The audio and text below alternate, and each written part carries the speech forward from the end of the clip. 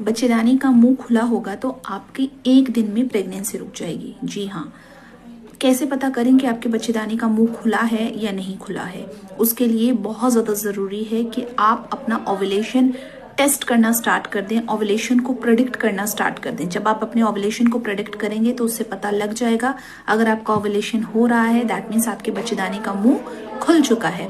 और उस दौरान में जब आप रिलेशनशिप बनाते हैं, अपने पार्टनर के साथ इंटरकोर्स करते हैं, तो प्रेगनेंसी के चांसेस हायर हो जाते हैं। उसके पीछे का रीज़न ये होता है कि स्पर्म को यूट्रस तक ट्रैवल करने का आराम से स्पेस मिल जाता है, और जो रास्ता जो बंद रहता है यूजुअली वो सर्विक्स है, आपका बच्चेदानी का जो मुंह है जो बंद रहता है, वो बच्चेदानी का मुंह खुल जाता है और वहां से स्पर्म ट्रैवल करके आपके यूट्रस तक पहुंचता है।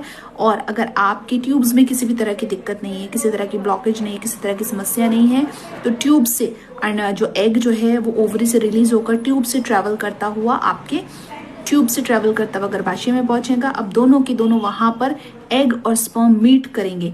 कहीं बार आपकी प्रेगनेंसी जस्ट इसलिए नहीं हो पाती है क्योंकि एग और स्पर्म मीट ही नहीं कर पाते, मिल ही नहीं पाते हैं। क्यों नहीं मिल पाएंगे, इसके पीछे क्या क्या रीजन रह सकता है? अगर ट्यूब बंद है तो अंडा निकल तो गया है और वहां तक जो है वहां बीच में रुक गया है, और स्पर्म जो है वो उसका वेट कर रहा है, या फिर किसी भी तरह जा करके स्पर्म जो है वो यूट्रस को क्रॉस करते हुए ट्यूब्स में पहुंच गया। अब ट्यूब के अंदर ही प्रेगनेंसी हो जाती है। इसको एक्टोपिक प्रेगनेंसी कहते हैं, जिसमें प्रेगनेंसी ट्यूब के अंदर हो जाती है। और ट्यूब इतनी बड़ी तो है नहीं और ना ही वो एक्सपैंड करती है।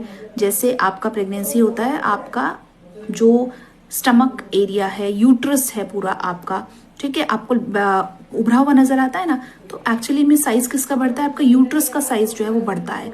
और मगर आपकी ट्यूब का साइज तो नहीं बढ़ता, तो ऐसे में ट्यूब रप्चर हो जाती है, फट जाती है ट्यूब और कॉम्प्लिकेशन हो जाते हैं। तो हमेशा ध्यान रखिए कि जब भी प्रेगनेंसी प्लान कर रहे हैं अपने ट्यूब्स का भी ध्यान रखिए। कब आपका बच्चेदानी का मुंह खुल रहा है उन दिनों में रिलेशनशिप बनाइए। उन दिनों में रिलेशनशिप बनाएंगे तो प्रेगनेंसी के चांसेस हायर हो जाएंगे।